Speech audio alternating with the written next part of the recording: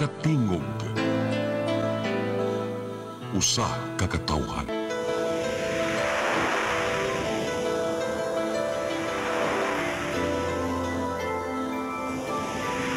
Cebu Catholic Television Network.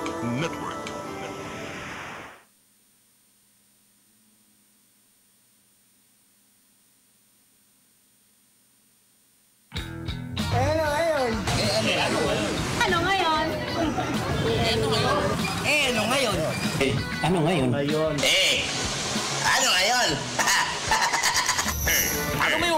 Ano ngayon? Mga napapanahong isyo, himay-himayin, bubusisiid. Dito lang sa Ano Ngayon? Kasama ang bagong paborito niyong tandem, Ninyo Bonito at Chonke Benz. Una, ang pahayag ni ex-senator Nicky Cositeng ukol sa pagdodroga di umano ni PBBM nung kabinataan nito. Ikalawa, ang pahayag ni ex-PRRD na may kandidato sa pagkapresidente na gumagamit ng bawal na gamot panahon ng 2022 presidential elections. Si President Bongbong Marcos ang inisip ng marami na tinutukoy nito. Ikatlo, may pagbubulgarang dating PDEA investigator na si Sergeant Jonathan Morales ukol sa dapat ay case study sa isang actress at kay PBBM taong 2012 ukol pa rin sa illegal drug use. Ikaapat, ang online media polvoron video na starring daw si PBBM pero sabi ng forensic examination ng NBI, ibang tao yun. Hindi nila sinasabing fake ang video, basta batay sa tenga, ibang tao yun.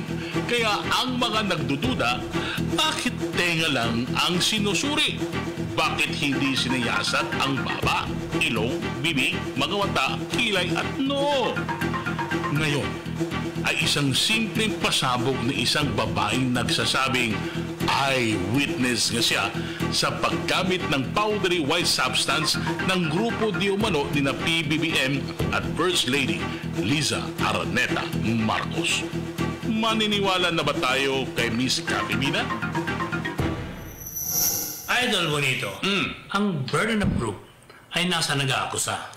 Para malinaw sa lahat ng mga taga-suporta natin, panoorin natin, Idol, yung paglitaw ni Miss Cathy Binag sa vlog ni Maharlika Boljaquera. Introduce yourself muna. Sino ba si Cathy Binag? Tanga ako sa pag-ibig in a way, pero I never regret. Then yes, I'm into health and wellness and beauty.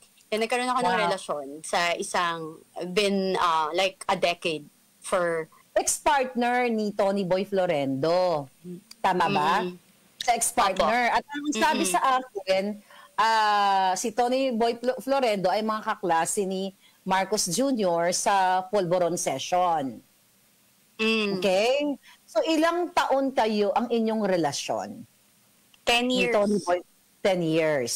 10 years Okay. po. Idol, may magandang sinabi si Miss Cathy, no? Itong naging partner niya sa mahabang panahon, 10 taon si Mr. Tony Boy Florendo. Nung naging public servant, hindi lang talaga naging corrupt. Hindi tumatanggap ng suhol. Aba, sana all! Sa observasyon ko, sincere pa naman si Miss Cathy. Sige, ituloy ka natin at pamanood natin. For sure, nakilala mo si Marcos Jr., di ba? At si Lisa Marcos. Dahil mga kaibigan sila ng iyong ex-partner na si dating Congressman Tony Boy Florendo. Yes. Right? Oo. Okay. Yeah, oo. So, nung inilabas ko ba, Miss Cathy, yung video dito sa LA, napanood mo, di ba? Ano yung unang reaction mo nung nakita mo? Alam ko naman na they're doing it. Kasi nung first time kong na-meet sila, they're doing it talaga. They're doing the yun nga- polvoron. Yes, they're doing the polvoron. The reason why I am speaking right now, I don't like kasi what's happening with VP Sara. I'm not close to everybody. I'm not close talaga. I'm not close to Vice President Sara Duterte and everything. You know, I don't need anything. I don't have any business with anyone, both sides. I always speak the truth. This is my own truth. And alam nila yan. They can say anything to me. I'm not scared kasi I'm telling the truth. And you know, kapag nagsasabi ka ng totoo at saka kapag kakampi mo ang Diyos, walang mangyayari sa'yo. Natatandaan mo ba kung anong taon mo na-meet si Bongbong Marcos at si Lisa? 2012 yon. So like, in their house, dinala ako ni Tony Boy sa bahay nila. Yeah. Sa Forbes Park, sa Nara Street? Yeah, sa bahay nila. Yes. So, then nakita ko, naglalakad si First Lady. Papunta. Nakita niya ako. Tapos sabi niya sa akin, hi. Sabi niya, who are you? Sabi ko, hi, hello. Sabi ko, I'm Kathy. I'm with Tony Boy. Sabi niya, oh, okay. Sabi niya. Tapos sabi niya sa akin, do you want? Do you want? What? Sabi ko, what? Sabi ko, what's that? Tapos pinakita lang niya. Then sabi ko, ay no, sorry, I don't do that. Tapos sabi niya, hold on to that. So may bit-bit na siya na polvoron? Meron siya. Ano siya, natatandaan mo pa kung anong stash box niya? Puti, pula, plastic, or what? Hindi siya plastic. Nasa isang lalagyan? Nasa isang lalagyan siya. If I'm not, parang hindi ko alam kung stainless pa yun or ano. Parang pero hindi siya plastic. So anyway, nung sinabi mo, no, I don't do that, ano ang sabi niya sa'yo? Why are you here? You're not supposed to be here. Sabi ko, okay. Yes, sabi niya. Sabi ko, natakot ako, syempre, di ba? Alam mo yun? Yan ay mabigat na akusasyon. Kung haharap si Miss Cathy sa isang proper forum, dapat mapatunayan niya ito, Idol. Yeah, mabigat na hamon. Oh. Yeah. Ano yun? May inuman ba? Ano ba yung Yes. Anong bang may inuman? May inuman. Ganun talaga naman ever since. Sa inuman talaga sila. Tas yun, private. And yun nga, parang dun ko lang. Tapos parang I feel awkward na. Nagsisinghot sila doon? Oo naman, kasi sila lang nandun eh. 'Di ba? Parang tas ako, andun na. Tas parang sabi ko pa nga, ayoko dito.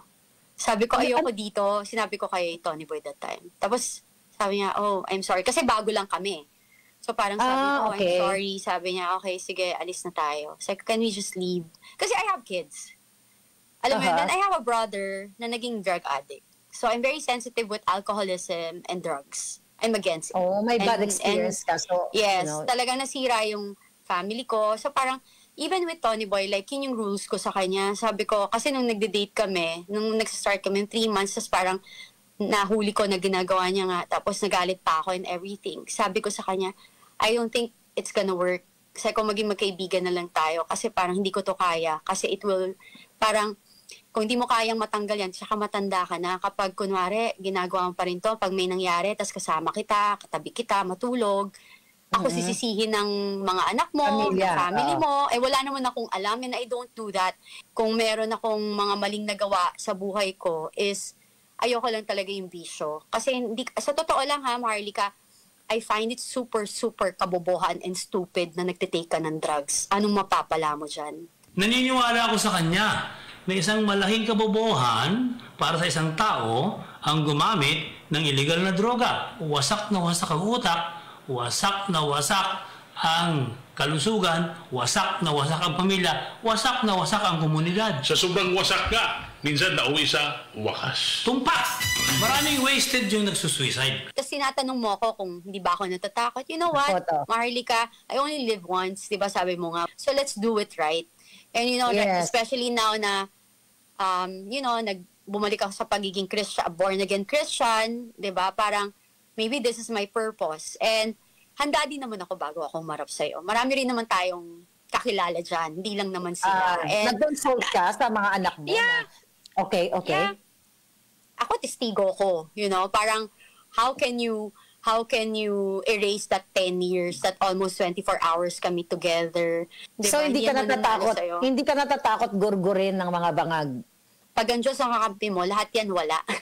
Hindi na to one individual or one family. We're talking about the nation. It's for the Filipino people, di ba? Parang then, ang pangit kasi na yung nagiging normal, yung mali. Yung mga leaders natin, ito-tolerate mo yung mali.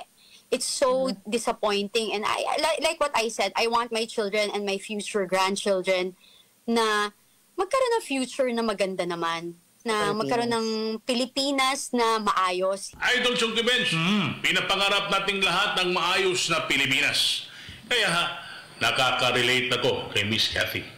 Hindi ba kayo nakaka-relate sa bagong Pilipinas? Babae kasi ako, nabully nila ako. So nakita ko kung paano nila binubuli si VP Sara. Sabi ko, oh my God, this is so BS na to. I'm sorry parang sobra to, maling-mali, parang tumulong sa'yo eh. Again, I'm speaking my truth. I wish sana yung Gabriela tulungan niyo ako, di ba? Huwag kayo maging one-sided lang. Alam mo yun, kasi feeling niyo kakampi ko si Sara or wala. No, it's not about being kakampi. It's speaking the truth. Sa mga hirit ni Miss Cathy, ito ang malabo. Ang alin? Yung tutulungan siya ng Gabriela. Oo. Kung totoong buhay pa, yung bayani si Gabriela silang, tiyak, natutulungan siya. Pero yung Gabriela ngayon? Ano ngayon? Ulitin lang natin, Idol. The burden of proof ay nasa nag-aakusa. Dapat matibay ang ebidensya. Kung paninira lamang ang lahat na ito, genuine drug test lang ang iniling ni PRRD para matuldukan ang duda ng taong bayan. Yung hair test. Yeah.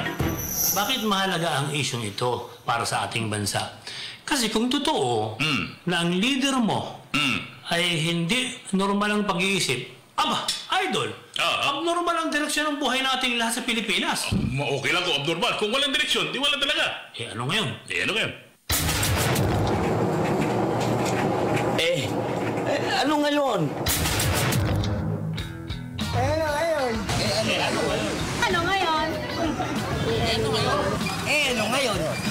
Ano ngayon?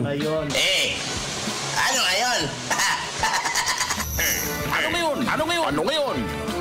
Mga napapanahong isyu, himay-himayin kasama ang bagong paborito niyong tandem, Niño Bonito at Chonke Benz. Ano ngayon?